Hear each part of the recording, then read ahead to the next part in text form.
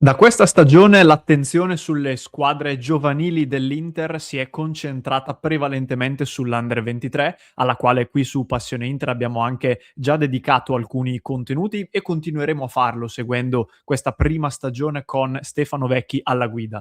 Nonostante questo, però, contemporaneamente all'Under 23 esiste ancora anche la squadra primavera, ovviamente, che sta disputando a sua volta una buonissima stagione con un talento in particolare che sta veramente spaccando il campionato con i suoi gol, ma non solo.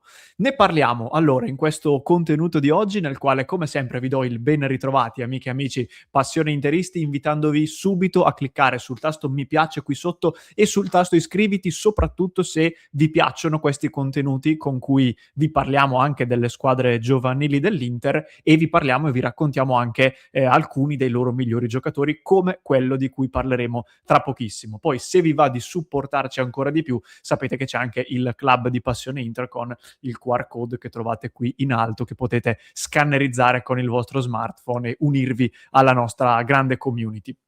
L'Inter Primavera, dicevo, ha giocato proprio poche ore fa in casa contro il Genoa, una partita nella quale era andata in svantaggio per 0-1, ma poi ha rimontato e ha vinto fino a ottenere il 3-1 finale. Ed è una partita che ha visto andare in rete, appunto, ancora una volta Mattias Mancuso, che ha realizzato il gol del momentaneo 1-1. Se non lo conoscete, vi mostro, eccolo qua, questo è Mattias Mancuso che è andato in gol appunto contro il Genoa ed è il giocatore sul quale mettiamo il focus all'interno del contenuto di oggi. Si tratta di un classe 2007 che il prossimo mese di marzo compirà 19 anni, è italo-uruguaiano di origine e ha fatto il percorso nelle giovanili dell'Inter dai 16 anni e nel giro di soli 2 anni è passato prima dall'Under 17 all'Under 18 e poi quest'ultima estate dall'Under 18 all'Under 20, appunto. Si tratta di un centrocampista che gioca prevalentemente da mezzala destra nel 4-3-3, che la primavera di Benny Carbone schiera nelle sue partite.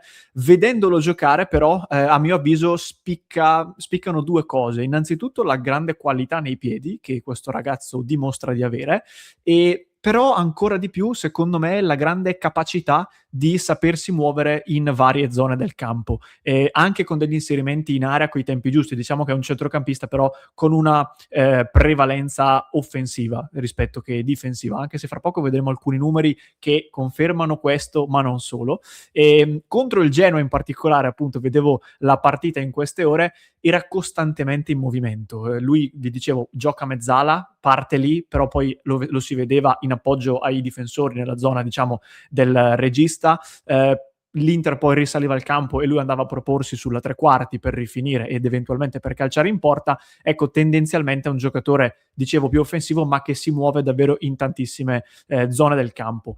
Non a caso, fino a questo punto in carriera ha giocato prevalentemente lì, ma anche da esterno offensivo, sia a sinistra che a destra, una posizione in cui peraltro quella di esterno destro d'attacco, intendo dire, lo aveva visto anche Luciano Spalletti, perché non so quanti di voi si ricorderanno, noi su Passione Inter, sul nostro sito passioneinter.com, lo avevamo riportato e ne avevamo parlato di questa cosa. Nello scorso mese di marzo il CT, l'allora CT della nazionale Spalletti, lo aveva avuto a disposizione, Mancuso, mentre l'Italia si allenava in preparazione della partita contro la Germania del 20 marzo e servivano alcuni giocatori che completassero, diciamo, il gruppo a disposizione di Spalletti, e Mancuso era uno di questi che si allenò con l'Italia, e Spalletti per questione di necessità lo schierò appunto da esterno destro. Non è stato tra l'altro l'unico degli allenatori, diciamo, dei grandi ad averlo a disposizione, perché anche lo stesso Simone Inzaghi con l'Inter lo aveva portato con sé in alcuni allenamenti e in quelle situazioni, ecco, veniva associato spesso alla figura di Mkhitaryan come evoluzione tattica. Anche lui al momento fa la mezzala, però sappiamo che è nato come giocatore più offensivo, chiaramente parliamo poi di un veterano, Mancuso è ancora molto giovane, però l'associazione anche a livello di posizione in campo era quella. Fino ad ora in campionato vi faccio vedere anche i numeri direttamente da Transfermarkt, vi condivido la schermata, eccola qua. Dicevo, fino ad ora in campionato nel campionato primavera ha disputato 8 partite, di cui 4 dall'inizio. Questo dato manca proprio dell'ultima gara contro il Genoa, non si è ancora aggiornato, però ve lo dico io. 8 partite di cui 4 dall'inizio, e ha dimostrato anche la capacità di incidere anche a gare in corso. E anzi, a questo proposito vi faccio vedere anche un'immagine che deriva dalla vittoria dell'Inter Primavera contro il Milan nel derby per 2-0, gara in cui Mancuso è entrato appunto a gare in corso, ha segnato il gol del 2-0 e ha esultato così. Non penso che sia una provocazione, naturalmente, è più una copia, tra virgolette, dell'esultanza, per chi non lo sapesse, di Nkunku, giocatore del Milan, che in carriera spesso ha esultato così, con questo palloncino e con le braccia aperte. Curiosamente, ecco, lo ha fatto Mancuso proprio contro il Milan, nella gara in cui ha trovato il gol. Vi ritorno a mostrare, ecco, le statistiche. E dicevo appunto che all'interno di queste 8 presenze però ha già messo insieme 5 gol, e questo non è banale per un giocatore che appunto non è un attaccante, è un centrocampista seppur offensivo. E tra l'altro, come vedete, ha avuto modo anche di giocare in Youth League, quindi la competizione europea nella quale la Primavera sta giocando. Ha messo insieme circa un centinaio di minuti spalmati su 3 presenze, e durante i quali ha timbrato anche un assist nell'ultima partita che l'Inter ha giocato e che ha stravinto per 5-0 contro il Liverpool. E Mancuso ha fatto l'assist proprio per il quinto gol. Ripeto, vedendolo giocare dà proprio la sensazione di essere un centrocampista, di poter diventare, ovviamente perché è ancora giovane, poter diventare un centrocampista completo. Vi dicevo prima che è più offensivo che difensivo, ma andando a vedere certi dati ci sono dei numeri che vanno a rafforzare entrambe le facce di questa medaglia, nel senso che i gol danno conferma della sua tendenza alla fase offensiva, ha una percentuale di passaggi riusciti anche molto alta, e questo anche non è scontato per un giocatore che si trova magari a verticalizzare spesso e a effettuare dei passaggi che non sono sempre semplici e lineari. Mette insieme circa 2 dribbling a partita, e sapete che sul tema dei dribbling io sono molto sensibile quando parliamo dell'Inter, lo dico sorridendo ma fino ad un certo punto. E però, per esempio, in campionato ha anche una media di circa 3 palloni recuperati di media a partita, e questo fa di lui un giocatore che sa anche andare a contrasto e reggere anche l'impatto fisico, nonostante appunto la giovane età. Io non lo so chiaramente che tipo di futuro potrà avere Mancuso. Mi rendo conto però che soprattutto in questa fase, con la creazione anche dell'Under 23, probabilmente la Primavera sta vivendo un momento di copertura mediatica inferiore, mettiamola così, nonostante ci siano anche altri buoni giocatori all'interno della squadra, e Mancuso a suon di gol in particolare, ma non solo, si sta facendo vedere.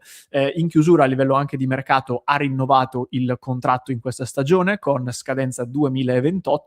E ecco, tornando sul discorso dei giovani, tra l'altro Mancuso è seguito dall'agenzia GR Sports, che segue anche altri giovani interisti. Uno su tutti è Lavelli, per esempio, che gioca in Primavera, anche De Pieri, che l'abbiamo visto anche appunto in altri contesti, attualmente è in prestito alla Juve Stabia in Serie B, all'interno quindi di un percorso che lo può portare a crescere sempre di più. L'obiettivo penso che sia quello, nel giro di poco, di portarlo anche in Under 23, e poi vedremo se il percorso di crescita migliorerà in questo modo. Comunque la Primavera, ripeto, sta facendo molto bene. Vi do qualche nome così sparso, qualcuno probabilmente, come anche lo stesso Lavelli, lo avrete già sentito.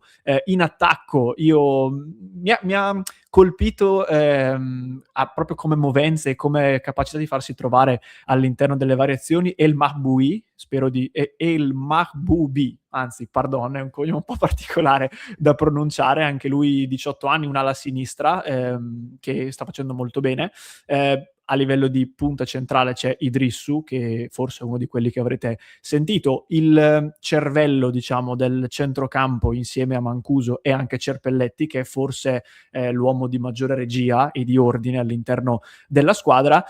In tanti nelle scorse settimane, anche su Passione Inter, ci avete citato il portiere Adomavicius, il portiere lituano, che è molto alto, che fa impressione. Occhio, perché ultimamente sta giocando anche Farronato, che ha 17 anni, quindi un anno solo in più di Adomavicius, è già alto più di 2 metri, 2,02 m. Quindi attenzione, perché a livello di portiere, visto che poi c'è sempre il caso Sommer tra i grandi, c'è Martinez che in molti, io compreso, vorrebbero vedere in campo più spesso, ci sono anche 2 portierini in Primavera che, nonostante nonostante la giovane età, hanno già messo insieme una forma, diciamo una stazza fisica non banale. Chiudo mostrandovi rapidamente la situazione in classifica per chiudere il riepilogo sull'Inter Primavera. Inter Primavera che appunto grazie alla vittoria contro il Genoa si trova momentaneamente prima in classifica, in attesa che giochino Cesena, Roma e soprattutto la Fiorentina, che invece era già prima ed è stata agganciata, ma appunto deve ancora giocare nelle prossime ore la sua partita. Settima vittoria contro il Genoa nelle ultime 10 di campionato, e con i 3 altri pareggi ha messo insieme quindi il 10° risultato utile consecutivo.